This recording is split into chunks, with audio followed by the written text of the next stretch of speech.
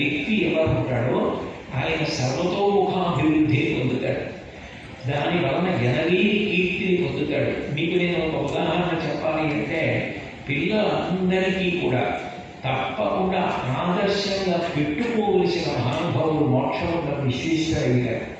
మీలో ఎంతమంది మోక్షవంతం విశ్వేశ్వరయ్య గారి జీవిత చరిత్ర జరిగారో నాకు తెలియదు.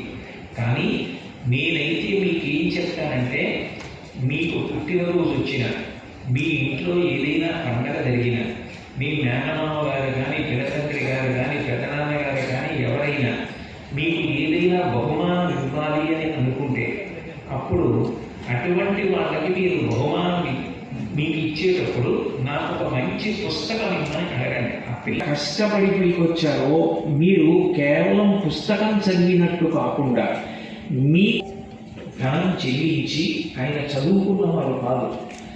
మైసూరు సంస్థానంలో, ఆ రోజుల్లో సంస్థానం, మైసూరు సంస్థానంలో చిక్కబల్లాపూర్ అని ఒక తాలూకా.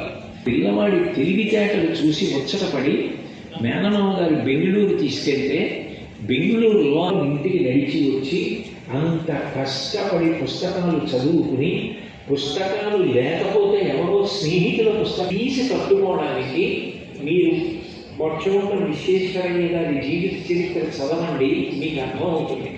కొన్ని మైళ్ళ దూరం ప్రతిరోజు నడిచి వెళ్ళేవారు.